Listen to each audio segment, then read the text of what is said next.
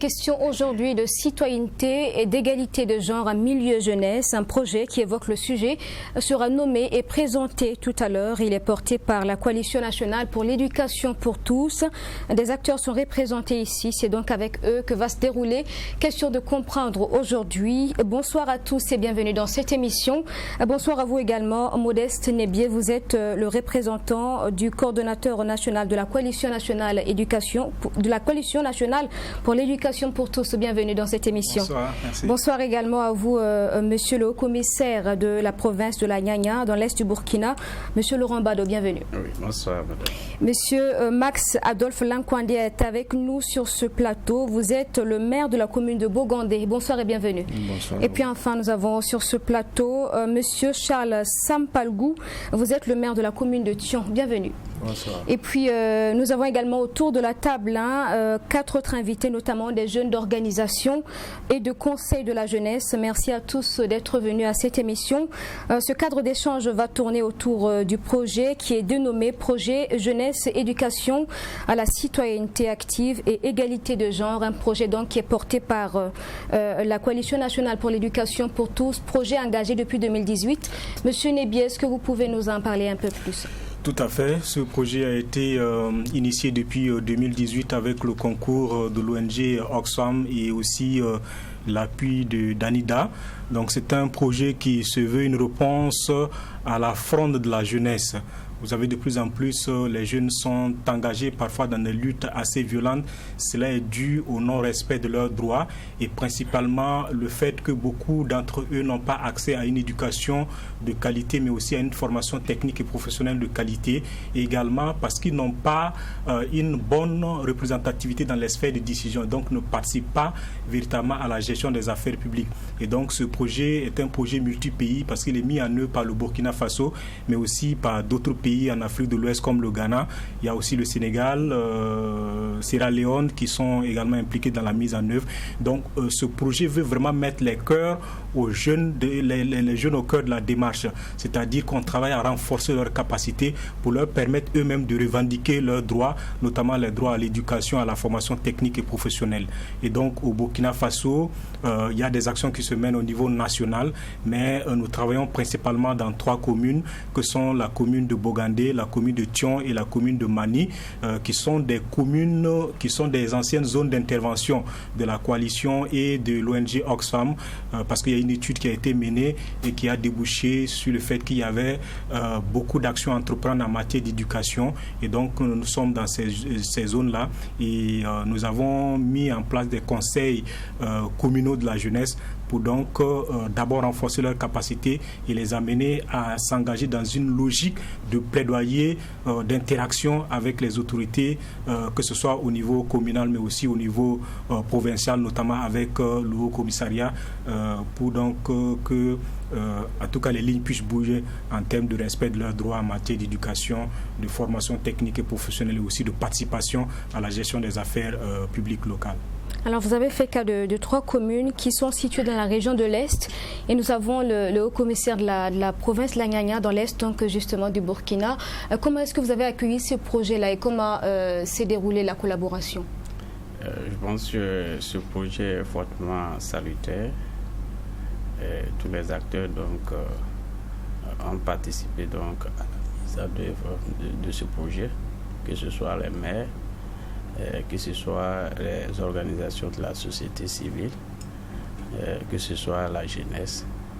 Donc, comme je l'ai dit, c'est vraiment un projet qui est fortement salutaire et qui a permis donc, de gagner le pari dans le domaine de l'éducation dans ces 3 communes. Alors, l'activité phare du projet, c'est la réalisation des cartes communautaires dans les 3 communes donc en question, Thion, Bogandé et Mani. Qu'est-ce que vous appelez exactement cartes communautaires et comment est-ce que le travail s'est déroulé concrètement, monsieur, s'il vous plaît? Ok, merci beaucoup, parce que les cartes communautaires, c'est des cadres qui permettent aux GSC quand même de pouvoir échanger ensemble sur d'abord leurs priorités, et surtout dans le domaine de l'éducation et de la formation professionnelle. Et il va sans dire qu'il va falloir que la jeunesse même puisse se prononcer. Il est bien vrai qu'il a dit qu'il participe peu dans les sphères de décision. Ça, c'est tout à fait normal parce que nous savons que les conseils municipaux sont gérés par des conseillers. Et jusqu'à l'heure où nous parlons, peu de jeunes sont conseillers dans les villages. Donc ça fait qu'il va falloir quand même qu'il y ait un autre cadre pour permettre à cette jeunesse-là de pouvoir se prononcer et de se hisser au niveau des sphères de décision, au niveau communautaire. Donc, ainsi comment ça se passe normalement sur le terrain. Oui. Alors, monsieur le maire de la commune de Thion, comment est-ce que la mise en œuvre de l'activité s'est déroulée concrètement dans votre commune? Bien, donc dans notre commune, ce qui concerne les jeunes, en tout cas le conseil municipal fait des efforts, notamment en prenant en compte les préoccupations des jeunes. Et si nous prenons par exemple dans le cadre de la formation socio-professionnelle, la commune en tout cas appuie les organisations sur place là-bas, bien sûr financièrement à la réalisation de ces formations-là.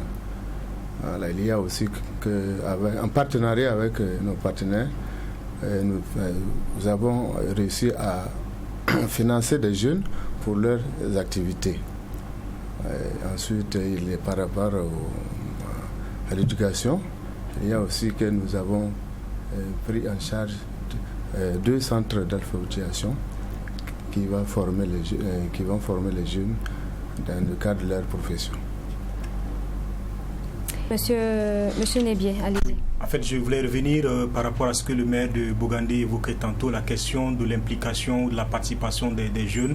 En tout cas, lorsque nous commencions ce projet, nous avons fait un constat préalable qui était que, comme il a expliqué, il n'y avait pas de jeunes qui étaient dans les conseils municipaux. Donc, il était difficile de trouver des porteurs de la voix de la jeunesse au sein de ces conseils municipaux et nous avons véritablement travaillé à capaciter les organisations de jeunesse, notamment à travers les conseils communaux de la jeunesse, et aujourd'hui on est heureux de constater que ces jeunes-là arrivent à faire entendre leur voix. Ils sont là, ils pourront en témoigner.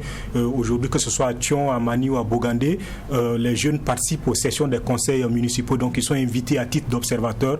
Vous savez que le Code général des collectivités a une disposition qui permet que des acteurs qui ne sont pas élus, qui n'ont pas le mandat de conseiller, puissent participer aux sessions du conseil municipal lorsque ces sessions-là ne se tiennent pas à huis clos. Et donc, en vertu de ces dispositions-là, nous avons pu trouver des éléments d'information à mettre à la disposition des conseils des jeunes qui participent effectivement aux sessions des conseils municipaux, qui arrivent à porter la voix de la jeunesse sur des préoccupations qui sont des préoccupations propres à la jeunesse.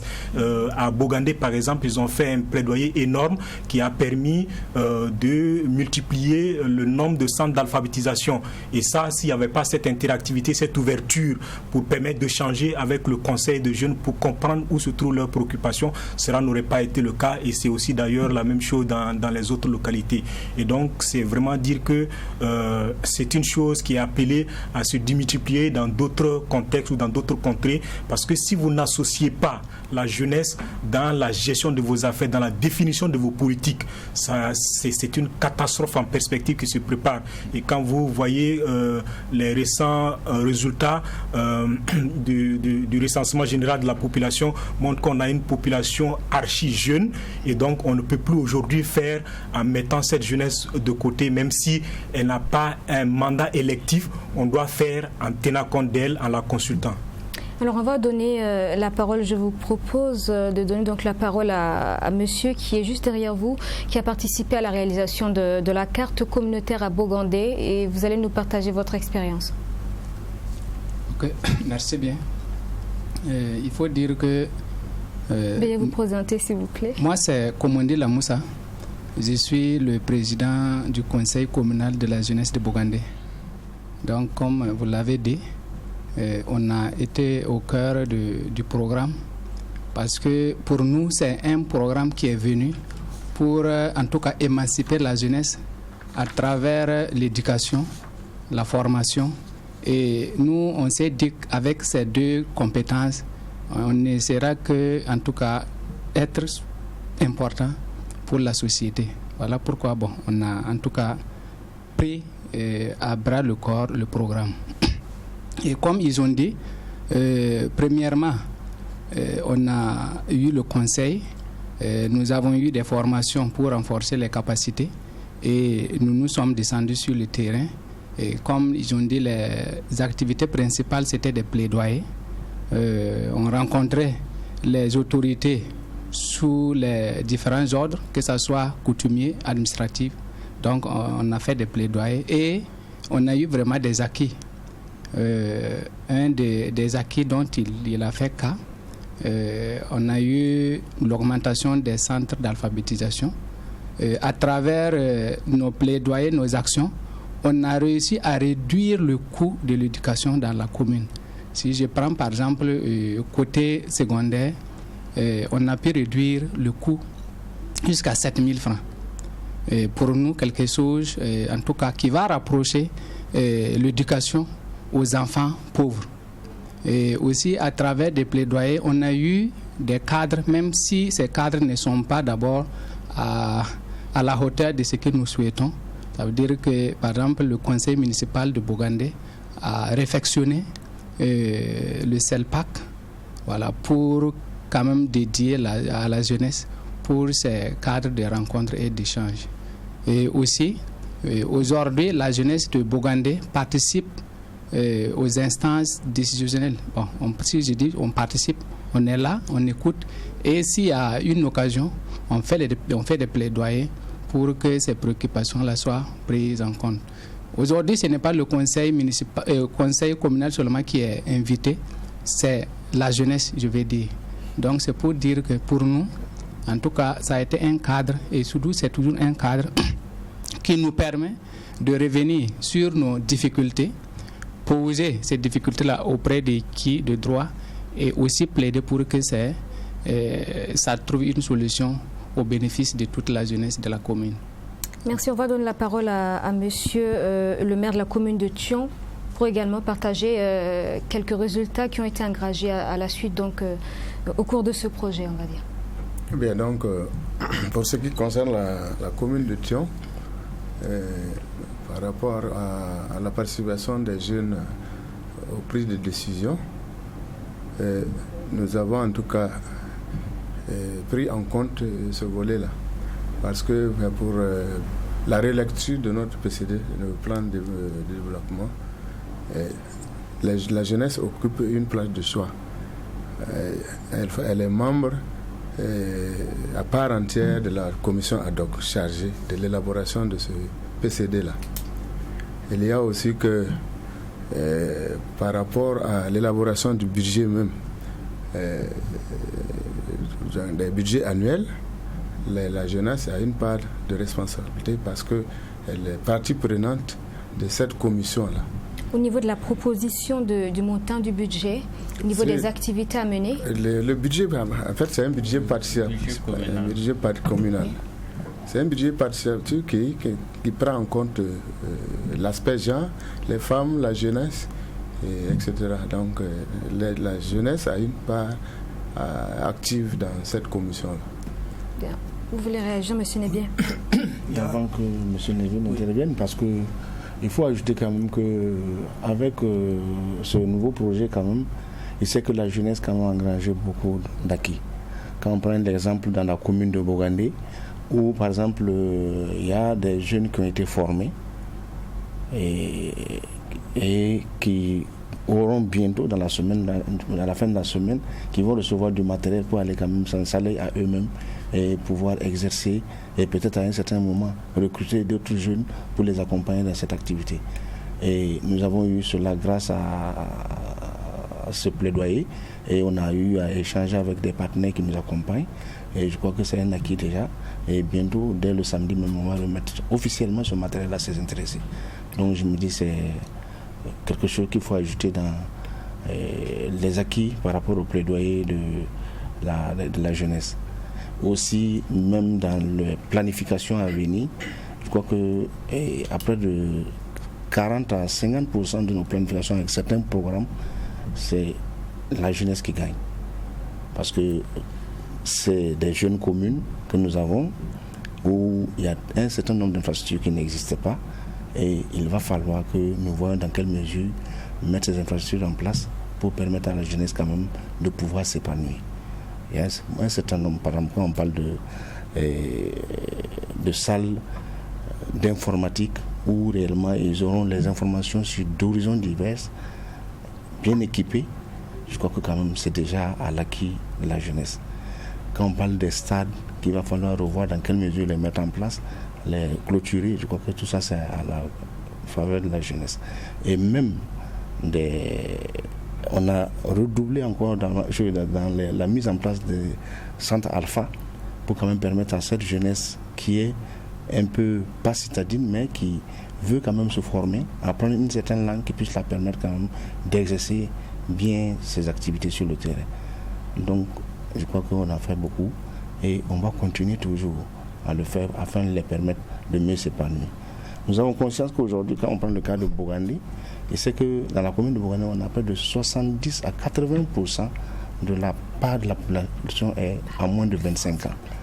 Donc ça fait que vraiment c'est beaucoup. Merci. Donc moi je voulais ajouter, il faut dire que le projet est vraiment salutaire.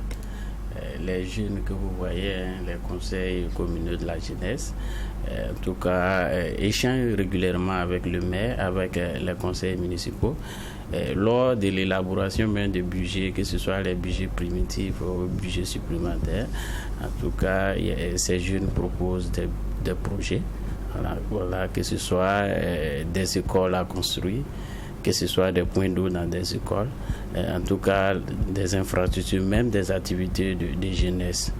Donc grâce vraiment à ce projet, les jeunes en tout cas échangent régulièrement avec les maires et en tout cas ils essaient de contribuer à leur manière à ce que des infrastructures donc soient réalisées pour la jeunesse, que ce soit donc à Mani, à Bogandé ou à Thion. Je pense que la jeunesse est engagée, donc participe justement à la gestion de la chose publique. Monsieur Nebié, comment est-ce que vous avez approché la question du genre au niveau de toutes les communes? Oui, bon, d'abord, la question du genre, nous l'avons adressée déjà au niveau des jeunes. C'est-à-dire que lorsque nous avons commencé le programme, c'était systématique que lorsque nous avons une activité, il fallait un quota pour les différents sexes, afin de permettre... quota de combien pour cent? Au moins 30% qu'on exigeait, ou 30% de filles ou 30% de garçons, ça c'est le minimum. Et donc quand vous venez à une activité que vous n'avez pas atteint ce quorum-là, ça pose problème à notre niveau. Peut-être on ne va pas vous dire de repartir, mais il y a une sensibilisation qui se fait sur place. Aujourd'hui, on a des activités où parfois même on a 50-50%. De jeunes et de garçons qui participent aux activités. Nous avons aussi pris sur nous de faire une campagne de sensibilisation pour que la question du genre soit prise en compte. Il y a aussi eu des formations qui ont été administrées aux organisations de jeunesse pour leur permettre de tenir compte de la question du genre dans l'élaboration de leur plan à eux. Pas les plans du projet dans lequel nous intervenons, mais en tant qu'organisation représentant des jeunes, si vous devez monter un projet, si vous devez faire un plan d'action, comment est-ce que vous prenez en compte la question du genre? Donc tous ces aspects ont été enseignés de sorte à permettre que personne ne parle à la place de l'autre, que les jeunes garçons ne parlent pas pour les jeunes filles et que les jeunes filles ne parlent pas pour les jeunes garçons, que chacun parle pour soi parce que les spécificités ne sont pas les mêmes. Donc vous ne pouvez pas mieux me comprendre que moi-même. Donc c'est ce principe-là que nous avons utilisé et aujourd'hui ça fait que les jeunes ou les organisations de jeunesse qui participent à la mise en œuvre de ce programme ont intériorisé cet aspect-là. Pour nous, ça permet plus tard que, quel que soit le niveau de décision auquel ils seront, cette question va être systématiquement prise en compte dans la façon de travailler, dans la façon de gérer. Et nous faisons aussi le plaidoyer auprès des autorités. Aujourd'hui, le maire de Bogandé a parlé du budget participatif, ou bien c'est le maire de Thion. Aujourd'hui, c'est une dimension où on est en train de dépasser ce budget participatif. Il faut aller vers des budgets non seulement participatifs, mais des budgets genre sensibles. Comment on adresse la question du genre dans le processus d'élaboration du budget? La prise en compte des spécificités féminines et des spécificités masculines ne sont pas les mêmes. Donc si on ne fait pas une analyse à la loupe pour comprendre que si on met peut-être 55% de notre budget dans les affaires dont les femmes vont être prioritairement bénéficiaires, ce n'est pas une discrimination parce qu'il y a une spécificité qui est liée aux femmes qu'il va falloir prendre, par exemple, en compte. Et donc, avec cet état, les jeunes, en tout cas, ont acquis cette maturité dans ce sens-là. Et aujourd'hui, on est vraiment fiers que les jeunes puissent être les défenseurs de cette question de genre partout où ils vont. Parce que pour nous, il faut vraiment changer les choses dans les mentalités.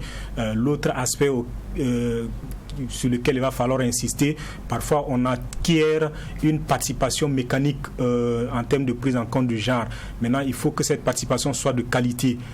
Parfois, on a des jeunes femmes qui viennent aux activités, mais la participation aux discussions n'est pas optimisée et on est en train de travailler à renforcer ça pour consolider, pour construire un leadership féminin, pour que les jeunes filles soient fières d'elles, qu'en tout cas elles s'engagent à prendre leur destin en main et qu'elles s'écartent des stéréotypes qui font que si en tout cas une fille prend la tête d'une association par exemple, c'est que peut-être qu'elle n'est pas, je ne sais pas, en tout cas il y a des qualificatifs qui disent forcément par ses propres capacités. Voilà, exactement. Donc ce genre de choses-là, aujourd'hui on a des filles qui ont dépassé cette dimension-là. Mais je voudrais aussi insister parce que le programme est mis en œuvre dans 3 communes. On a parlé de ce qui est fait à Tchon et à Bogandé. Il y a aussi un gros travail qui a été fait à Mani en termes de sensibilisation dès la base déjà. Parce que parfois on a des localités ou des villages dans la zone là-bas, le maire est là, il peut peut-être en parler, où la question de la scolarisation est vraiment problématique. Et le conseil des jeunes là-bas a fait un travail formidable qui a permis de rehausser le taux d'inscription à l'école. Parce que ça part de là. Si vous laissez cette cohorte de petits-enfants ne pas accéder à l'école, quand ils vont grandir, surtout les filles, quand on sait aussi que c'est une zone où la question de l'orpaillage est vraiment très développée et c'est des victimes potentielles, en tout cas où aussi on ne va pas respecter leurs droits à l'éducation. Donc ce travail de sensibilisation dès la base pour permettre que les enfants suivent un cursus scolaire permet effectivement aussi de prévenir un fléau peut-être en perspective. Nous allons donner la parole à monsieur le maire de la commune de Mani pour partager l'expérience à son niveau. Allez-y, monsieur le maire. Oh, merci bien. Au niveau de Mani, la jeunesse a un travail formidable. Avant la mise en place de ces comités de communes-là, les jeunes étaient plutôt silencieux. On ne les sentait pas trop. Avec la mise en place de ces comités-là, en tout cas, la jeunesse s'approche plus des maires et en tout cas pose les problèmes qui sont les leurs et ensemble, on trouve des solutions appropriées tant que c'est possible. Et comme le coordonnateur le dit, à Mani, il y a eu beaucoup d'activités qui ont été menées. Je prends même l'exemple même de la Covid-19 là. Et les jeunes même sont venus pour dire qu'en tout cas, ils vont sortir et puis sensibiliser la population par rapport à cette maladie. En d'autres temps, ça n'allait pas se passer. Et effectivement, ils sont partis dans des villages, sensibiliser pour donc ramener les enfants qui avaient donc abandonné les classes pour donc les sites d'orpaillage. Et la commune, avec des partenaires, la commune a pu avoir des fonds et pour donc faire des formations aux jeunes en agriculture, en élevage, en coupe-couture, etc. pour la jeunesse. Donc, lorsque, en tout cas, au moins 10 jeunes, je prends un exemple, 10 jeunes est formé, par exemple, en coupe-couture, à la sortie, cette jeunesse se prend en charge et en même temps emploie aussi, forme d'autres personnes aussi. Donc, ça en tout cas, ça diminue donc le chômage et ça permet aux jeunes de rester donc dans leur terroir. Bien, merci. Quelles sont les grandes entraves qui ont été rencontrées au cours de la mise en œuvre de ce projet-là, Monsieur Nebialezi? Oui, particulièrement par rapport à la question de la collecte des données dans le cadre du Community Scorecard, les jeunes sont là, je parle sous leur contrôle puisque c'est eux qui étaient principalement sur le terrain. Nous avons conçu un outil qu'on leur a envoyé pour collecter les informations, mais je pense que la principale difficulté c'est la question des archives. Et les maires sont là, c'est l'occasion aussi de faire un plaidoyer. Parfois l'information peut exister, mais où elle se trouve, il faut vraiment chercher. Et aussi ce qu'on a remarqué, c'est que il y a beaucoup de choses qui sont faites sur le terrain mais qui ne sont pas capitalisées, non seulement au niveau des mairies, donc ça fait croire que pas grand chose n'a été fait, alors qu'en réalité il y a des choses qui sont faites qui peuvent être vendables entre guillemets, si on veut dire. Et donc c'est vraiment un appel à lancer aux autorités pour que la question de la disponibilité de l'information au niveau communal puisse être une réalité. Comme je dis, c'est pas forcément que l'information n'existe pas. Elle peut exister, mais où est-ce qu'on va la trouver? C'est vraiment parfois là la difficulté qu'on a pu rencontrer. L'autre aspect, c'est aussi des questions aussi de participation des jeunes. On a pu noter que lorsque on collectait les informations, il y a une forme de participation des jeunes, mais il faut qu'on travaille encore à donner de la qualité à cette participation, et cela passe vraiment par la formation. Mais pour nous, nous disons déjà que c'est un début, parce que lorsque on commençait le projet, il n'y avait pas ça. Il n'y avait pas ça. Aujourd'hui, les jeunes arrivent à participer. Maintenant, notre challenge, c'est de travailler à renforcer cette participation. Et on a aussi comme difficulté que les jeunes eux-mêmes aussi doivent se remettre en cause parce qu'ils vont dans une optique qu'on doit tout arracher du coup de l'autorité, alors que parfois c'est un processus. C'est vrai qu'on est dans un pays où tout est à la fois prioritaire. Donc quand vous allez et que vous dites que vous avez besoin d'un centre d'alphabétisation pour les jeunes et que l'autorité traîne les pas, parfois quand on n'a pas toutes les informations, toutes les cartes en main pour apprécier, on peut avoir de l'impatience, et ce travail aussi, ces constats aussi ont pu être faits. Et donc c'est aussi d'inviter les jeunes à se remettre en cause et à aussi aller vers les autorités dans un esprit de courtoisie pour donc pouvoir obtenir les changements qui sont souhaités.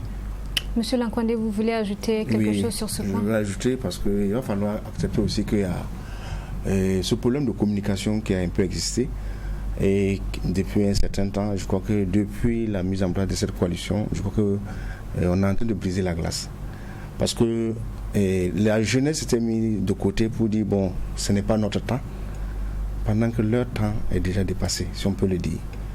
Donc c'est leur temps. Il va falloir qu'ils s'acceptent et ils s'assument.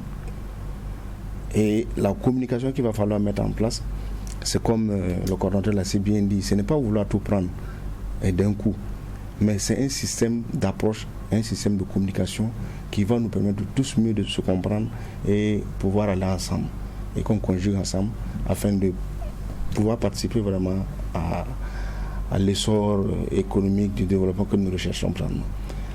La jeunesse a envie réellement de participer, mais il faut qu'elle se donne aussi les moyens de participer qualitativement à ce développement-là. Et nous tous nous sommes là, nous plaidons pour ça, pour qu'on puisse accompagner et que chacun puisse mieux jouer sa mission, et vraiment dans l'intérêt de tous. Monsieur le maire de Thion.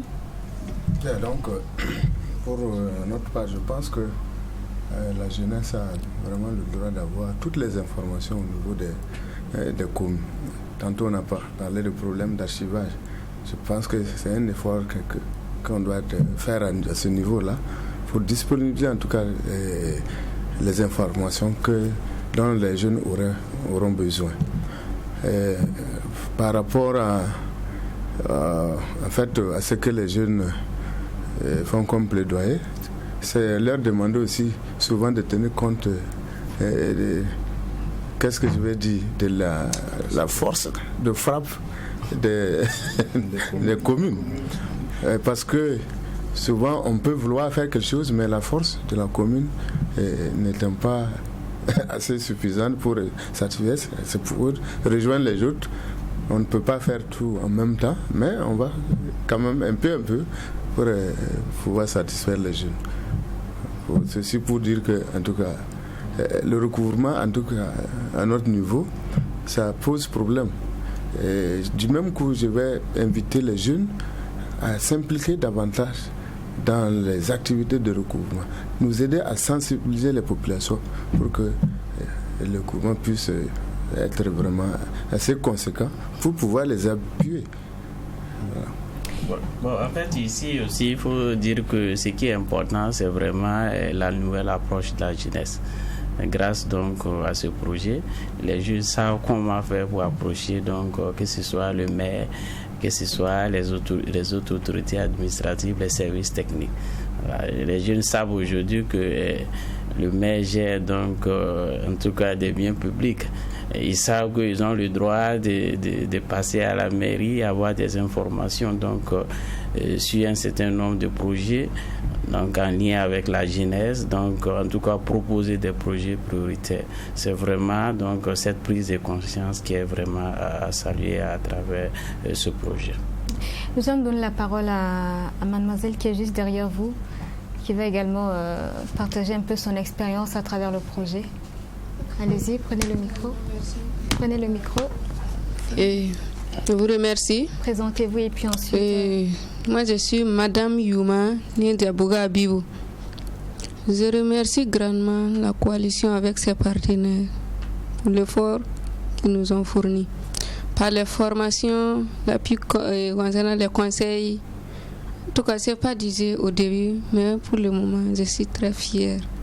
Parce que les résultats qui sont là, en tout cas, j'arrive à dormir. Est-ce que vous avez trouvé votre place en tant que jeune dame qui participe aux affaires de la communauté? Oui. Ça veut dire que comme le frère de Bogandé avait si bien dit, on a mené des plaidoyers et ça a réussi. Les résultats sont en tout cas satisfaisants. Et je remercie aussi également les maires d'avoir laissé maintenant leurs portes ouvertes pour nous, la jeunesse. Ça veut dire qu'avant, ce n'était pas ainsi. Mais maintenant, on arrive à rentrer à l'heure qu'on veut à la mairie, à l'heure questionner sur quoi on veut. Et c'est bon.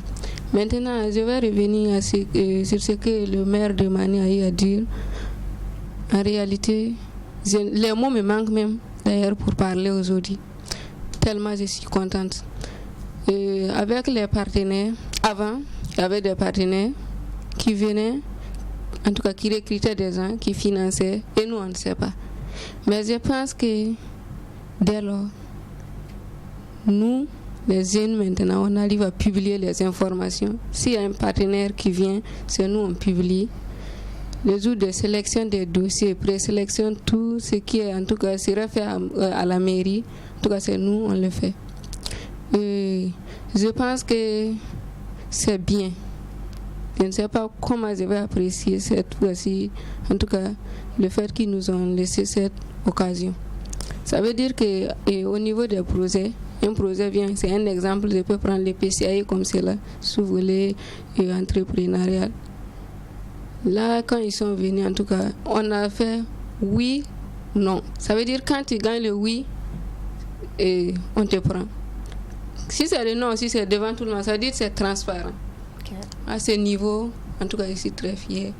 Et avec aussi leur appui. Des fois, ce n'est pas facile à notre niveau, même financièrement. Des fois, on veut mener des sensibilisations. Comme il a si bien dit au moment de la Covid, on avait voulu faire des sensibilisations, mais avec leur appui, en tout cas, on a pu le faire. Et nous-mêmes, en tout cas, ils apprécient la jeunesse parce qu'ils sont tellement engagés. On n'a pas de temps à perdre. Ça veut dire que quand il y a quelque chose à faire, il suffit d'un coup de fil seulement. Tout le monde sort et on fait l'activité. On rentre. Même s'il y a manque de moyens des fois, nous-mêmes, on essaie de voir dans quelle mesure on peut avoir des sommes pour faire cela. Je pense qu'au moment de la pandémie, en tout cas, on a fait de notre mieux pour avoir les savons en liquide là, en tout cas pour partager dans les services, dans les villages, en tout cas de porte à porte. Mais c'est parce que les jeunes étaient engagés qu'on a pu le faire de porte à porte et même dans les marchés. Pour ce partage, là, on va donner la parole aussi à monsieur qui est dans le public pour partager aussi son expérience. Ok, merci. Prenez le micro, présentez-vous ensuite. Ok, merci.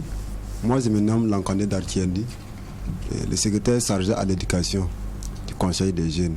Alors, comment vous avez vécu cette expérience-là dans le projet?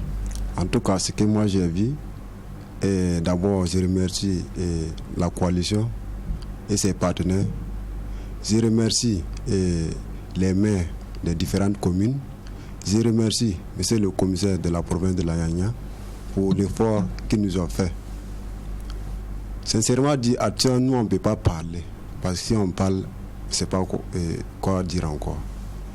Avant l'arrivée du projet, action, pour que les jeunes s'associent comme ça, d'abord, c'est difficile. Le projet est venu, ils nous ont pris comme ça, on nous a formés, on nous a donné les démarches. Donc maintenant, en tout cas, action, on n'a pas beaucoup de problèmes.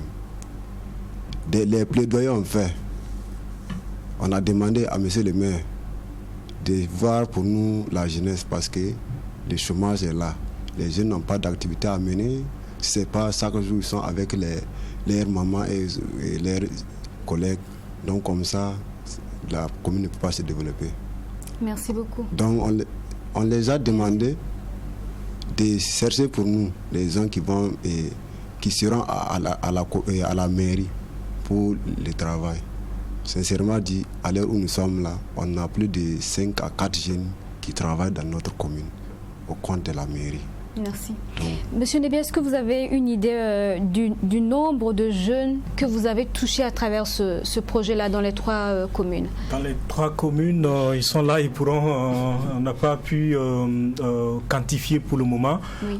Mais si nous prenons déjà les conseils des jeunes qu'on a pu mettre en place, je pense qu'il n'y a pas un conseil de jeunesse qui a moins d'une dizaine d'associations. Okay. Et quand vous prenez chaque association, c'est au moins une cinquantaine, une soixantaine de membres. Donc quand vous faites le calcul, vous voyez que c'est des centaines de jeunes qui ont été directement touchés par ce projet. Et ce qui transparaît oui. Avant qu'on ne poursuive, c'est qu'on a des résultats extra-projets. C'est vraiment ça qui me fascine dans cette province. On est parti sur une base d'intervention dans 3 communes. Aujourd'hui, nous avons 3 autres communes qui sont Liptougou et Piela, qui ne sont pas des communes de la zone d'intervention, mais qui ont copié la démarche qui se mènent dans les 3 communes pilotes et aujourd'hui ont leur conseil de jeunes qui mènent des activités qui supplient et tout ça c'est le réinvestissement des formations que les conseils de jeunes de Bogandé, de Thion, de Mani, toutes ces formations qui ont été acquises là, qu'ils ont réinvesti auprès de leurs camarades qui leur ont permis aussi de s'engager dans cette démarche là sans vraiment notre accompagnement financier.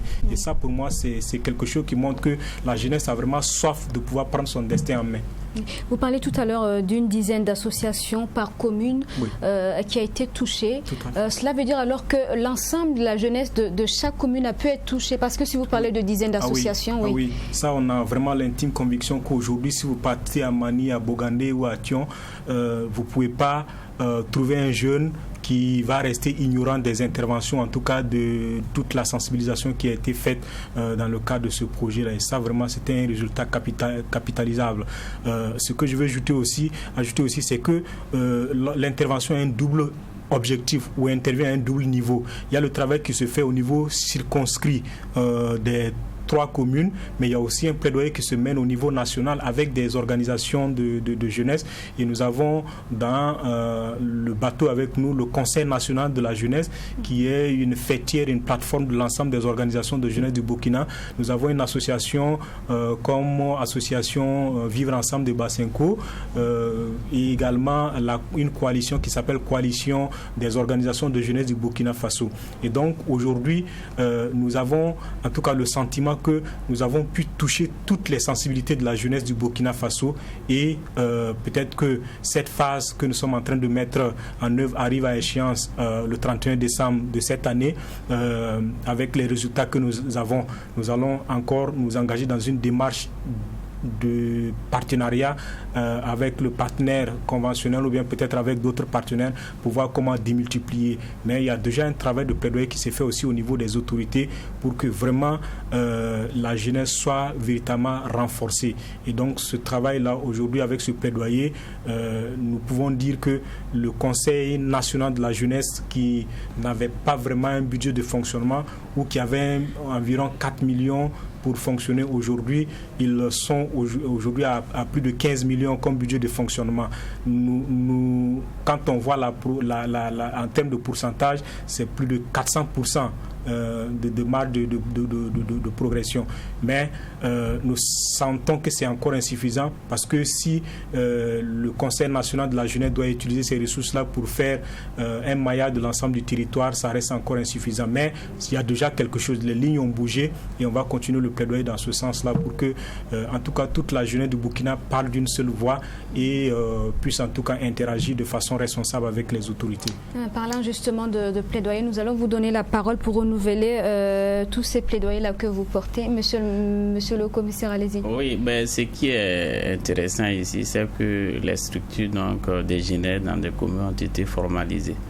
Les maires ont donc pris des arrêtés pour mettre en place ces structures. C'est-à-dire que lorsque le projet va prendre fin, ces structures vont continuer à fonctionner et on fait toujours un plaidoyer donc à l'endroit des maires pour que les maires puissent donc financer donc les sessions de ces structures. Donc c'est ce qui est vraiment important. Je pense qu'il y a beaucoup de plaidoyers à l'endroit des maires par rapport à un certain nombre d'infrastructures de la jeunesse. Je pense que nous participons. Je suis régulièrement invité par la jeunesse à ces rencontres. Je pense que c'est des occasions aussi. Donc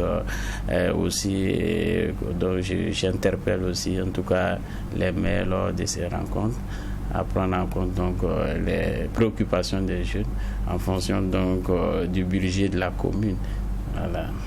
Monsieur le maire de Thion, on va vous donner la parole pour un plaidoyer. Les jeunes sont représentés autour de cette table. Vous avez peut-être des messages à passer à leur niveau afin qu'ils puissent s'impliquer le plus dans les activités de la commune.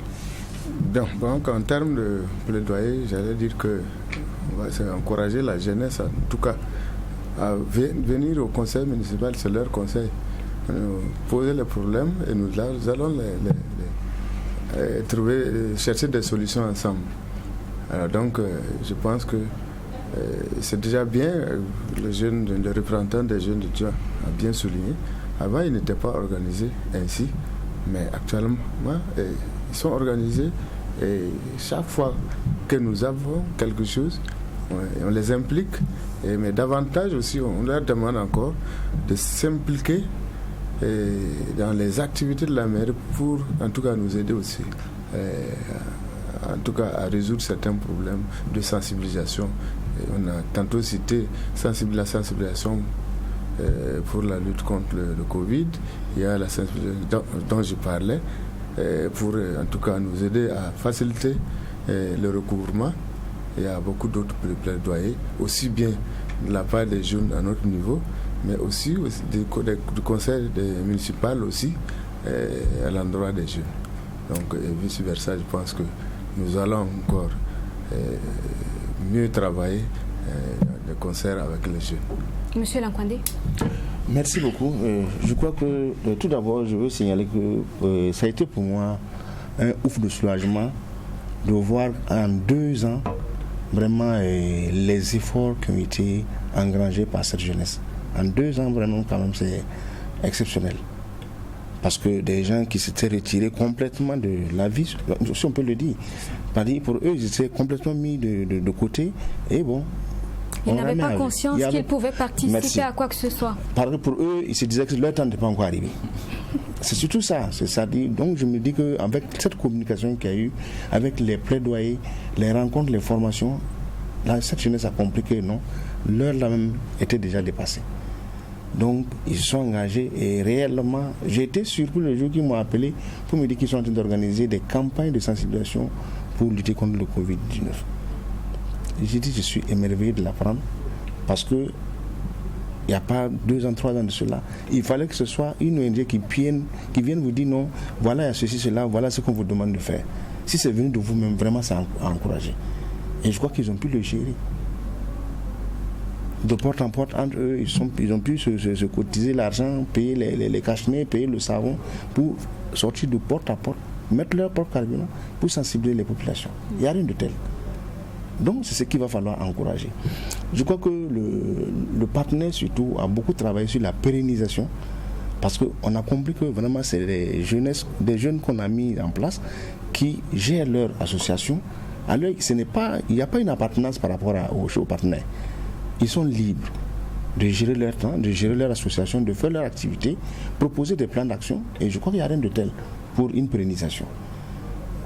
Le plaidoyer que je fais, c'est que les conseils communaux qui vont venir bientôt puissent quand même continuer à accompagner cette jeunesse-là, afin quand même d'amorcer un vrai développement. Parce que il y a une frange d'âge de la population qui est en train quand même d'aller au repos. Il faut l'accepter. Donc il va falloir que cette jeunesse prenne conscience et se mette vite au travail afin de prendre la relève. Monsieur Nebié, c'est très important que des idées puissent naître au niveau de la jeunesse elle-même, qui va mettre en place certaines actions pour développer les communes, n'est-ce pas? Tout à fait. Pour nous, la base, c'est vraiment ce processus d'autonomisation que les jeunes eux-mêmes ont pris le soin de construire, de consolider. C'est important. Parce que si vous ne travaillez pas à cela, vous restez dépendant toute votre vie. Et ça va se ressentir dans votre productivité, et même plus tard, lorsque vous serez à des postes de responsabilité, cette dépendance-là va se sentir. Mais aujourd'hui, les jeunes ont pris conscience, à travers en tout cas le peu d'actions qu'on a entrepris et qu'on a mené avec eux, on voit vraiment qu'ils sont dans la logique de s'autonomiser et de prendre leur destin en main. Et comme le maire a dit, ils se sont pendant longtemps considérés comme étant des marginaux. Alors, aujourd'hui, on est en train de renverser la tendance pour leur dire que si vous mettez en marge, mais les choses vont rester telles qu'elles sont, et vous n'allez pas en bénéficier. Ceux qui vont venir après vous, ce n'est pas évident qu'ils puissent en bénéficier. Mais si vous prenez dès maintenant conscience que vous devez être au cœur du processus, hein, on dit aujourd'hui qu'on est jeune, on est éternellement jeune, mais bon, la jeunesse là, il faut bien commencer quelque part. Il n'y a pas une ligne de départ où on dit à partir d'ici là, on siffle et puis tout le monde s'engage. Non, dès qu'on se sent jeune, on doit être dans le feu de l'action pour contribuer donc au développement de sa communauté. Et ça, c'est ce que je voulais... par rapport au plaidoyer, nous insistons beaucoup là-dessus, et nous sommes vraiment en interaction avec les autorités, mais aussi en appuyant les jeunes pour qu'eux-mêmes soient au devant des questions de plaidoyer. Nous les encourageons déjà sur les aspects politiques. Comme a dit un des intervenants, pour changer la chose, il faut qu'on soit de l'intérieur. Et donc, on encourage les jeunes à s'engager en politique, hein, à se former politiquement. Même si on ne veut pas militer dans un parti politique, on peut se former et participer à la gestion des affaires de sa cité. Mais si on se coupe soi-même de la réalité et qu'on laisse les autres gérer, bon, en tout cas, c'est d'autres personnes qui vont bénéficier du résultat et non nous. Donc, ce plaidoyer aussi, nous sommes en train de le faire. Et lorsque nous avons fait effectivement ces community scorecards, lorsque nous avons analysé, il est ressorti aussi que dans la quasi-totalité des 3 communes, la question du développement de l'éducation préscolaire pose problème. On n'a pas vraiment des centres de préscolarisation. Alors que les grandes études, les grands scientifiques ont démontré que tout se joue à partir de l'âge de 3 ans. Et l'enfant qui n'est pas dans le circuit scolaire à partir de l'âge de 3 ans, il perd beaucoup. Parce que c'est là qu'un certain nombre de choses se consolident, commencent à naître. Et comme il n'est pas dans le circuit scolaire, il n'a pas le temps de développer ces aspects-là. Et donc notre plaidoyer auprès des maires et des conseils communaux, c'est de travailler à développer ces aspects-là, à construire des centres d'éveil, des centres de préscolarisation pour permettre aux enfants d'aller à l'école. C'est vrai qu'il y a un autre travail aussi qui doit se faire au niveau des populations, parce que nous avons travaillé aussi sur cette question dans d'autres communes où les parents disent qu'ils ne voient pas l'importance. On voit l'enfant, quand on l'amène à la crèche, bon, c'est là qu'on va boire bouillie, mais l'enfant en jouant apprend énormément. Et vous voyez que dans beaucoup d'écoles, les enfants qui occupent la tête dans les classes au primaire sont des enfants qui sont passés par le préscolaire. Et donc c'est aussi une invite à ce que les mairies s'investissent dans ce domaine-là pour nous permettre d'avoir une éducation de qualité. Parce que la qualité que nous recherchons, on peut commencer à investir dès le bas âge pour pouvoir l'acquérir au moment où elle va venir. L'autre aspect, c'est, on a parlé de l'implication, elle est déjà effective, mais nous souhaitons vraiment que cela soit renforcé. Aujourd'hui, on est content que dans presque toutes les communes, quand il y a une session de conseil municipal, il y a des invitations qui sont faites aux jeunes. Mais en même temps, l'autre invitation qu'on lance, c'est que les jeunes puissent s'organiser davantage. Parfois, on voit des querelles entre les organisations de jeunesse. Le maire a privilégié telle association, a invité telle association. Mais si vous n'êtes pas consolidé, si vous n'êtes pas organisé, le maire, lui, il invite la jeunesse. C'est ceux qui sont plus actifs, qui sont plus présents sur le terrain, qui vont prendre la place. Et si vous n'êtes pas actif et que vous pensez qu'il faut seulement attendre le temps pour capter des financements, ce n'est pas évident. Nous faisons aussi du plaidoyer pour que les budgets communaux dans le domaine de l'éducation soient augmentés. Aujourd'hui, toutes les communes sont bénéficiaires du fonds minier de développement. Nous pensons que c'est une opportunité qui peut être saisie pour développer l'éducation. Parce que pour nous, une commune qui veut amorcer son développement doit avoir pour souci majeur de développer son éducation. Et ce sont les communes qui auront investi le plus dans l'éducation dès aujourd'hui, qui dans 10 ans, 15 ans vont commencer à récolter les résultats. Les retombées vont commencer parce que vous aurez des gens qui vont faire un retour sur l'investissement. Et ça va fondamentalement profiter au développement de la commune. Alors, je vais rapidement donner la parole aux représentants des jeunes au niveau de Bogandé. Vous avez entendu tout ce qui a été dit à votre endroit, à la jeunesse en général. Qu'est-ce que vous dites rapidement en quelques mots? Ok, merci bien. En quelques mots, il faut dire que, comme ils ont dit, ils n'ont pas parlé à notre place, mais on n'a pas eu assez le micro. Parce que j'ai dit comme difficulté, puisque nous étions sur le terrain, il faut d'abord comprendre que ce que nous avons soulevé comme poids est lourd. Le côté éducation, ça veut dire que c'est compliqué. Ça veut dire que c'est un système d'abord qui est mondial. Et s'il faut résoudre ça dans la commune, vous voyez que ce n'est pas facile. Donc ça d'abord c'est un. Et aussi comment il faut réconcilier, ou bien comment il faut pouvoir mettre ensemble la jeunesse rurale et celle citadine. Ça aussi ça n'a pas été une chose facile. Et je profite pour répondre une de votre questions. Ça veut dire que le conseil de Bogandé compte aujourd'hui 28 associations. Ça veut dire qu'avec le monde rural et aussi celui de la ville. Donc, vous voyez que ça aussi, ça a été une difficulté, mais qui est en train de se résoudre. Aussi, ils ont dit que, la jeunesse, on était de côté, on n'était pas de côté. Et ça aussi, ça montre quelque chose que, nous devons prendre, en tout cas au sérieux, ce que nous sommes en train de faire, parce que ça peut nous montrer une autre face après. Parce qu'on connaît bien la Nyanya, la jeunesse s'organiser autour de luttes avec des grèves et consorts. Sinon, tout ça aussi, c'est pour construire les communes. Donc, ce que je présente aujourd'hui comme plaidoyer, côté d'abord éducation, M. Nebiel l'a dit, le préscolaire n'est pas assez développé dans notre commune. Mais nous avons des potentialités. Quand vous prenez, par exemple, il y a des écoles on appelle école américaine. Là-bas, ils ont prévu des espaces enfants. Ça veut dire que c'est construit, c'est équipé, mais présentement, c'est resté comme ça. Donc, je crois que les autorités doivent en tout cas réanimer ces centres-là pour que les enfants, les bébés des villages là aussi puissent avoir la chance, comme on parle d'équité, d'égalité de chance là, profiter, aller à l'école à bas âge. Et autre plaidoyer que je fais, ça aussi j'ai dit que le système est dans c'est quelque chose, une mondialisation, c'est aux côtés de notre secondaire. Comme monsieur le haut-commissaire est là, vous savez que quand on dit un lycée provincial, il faut être toi pour savoir qui maintenant gère ça. On a dit que c'est avec le conseil régional et en passant par le haut-commissaire, mais notre lycée provincial aujourd'hui manque ce qu'on appelle un centre de professeurs. Et tout le monde sait ce que ça veut dire. Des professeurs qui n'ont pas d'une chambre pour se préparer et avant d'aller en classe, vous voyez comment ça c'est dur. Donc également, ce lycée-là manque ce qu'on appelle une salle pour la lecture. Et aujourd'hui, on dit que l'élève ne veut plus lire. C'est à quelle occasion on passe pour donner le goût de lecture à l'enfant?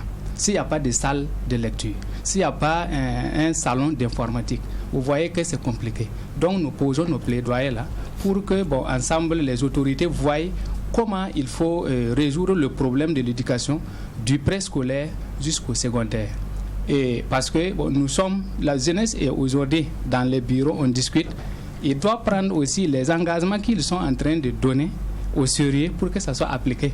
Sinon, si on nous dit que nous avons pris des engagements et que les engagements restent toujours des engagements, vous voyez ce que ça peut donner après. Donc, merci beaucoup. Nous n'avons plus beaucoup de temps. Nous allons mettre fin à cette émission. Nous avons donc parlé de citoyenneté et d'égalité de genre en milieu jeunesse à travers le projet Jeunesse, éducation à la citoyenneté active et égalité de genre qui est porté par la Coalition nationale pour l'éducation pour tous. Merci à tous d'être passés sur ce plateau. Nous étions avec Monsieur Modeste Nébié. Vous êtes le représentant du coordonnateur national de la Coalition nationale pour l'éducation pour tous. Également monsieur le haut-commissaire de la province de la Nyanya, monsieur Laurent Bado, qui était également avec nous. Nous avions également Max Adolphe Lankwandé, donc maire de la commune de Bogandé, et enfin monsieur Charles Sampalgou, maire de la commune de Thion, et puis le maire de Mani également, oui, justement, avec des représentants de la jeunesse également. Merci à tous d'être passés sur ce plateau et c'est la fin de cette émission. Merci de l'avoir suivi. À très vite sur votre télévision.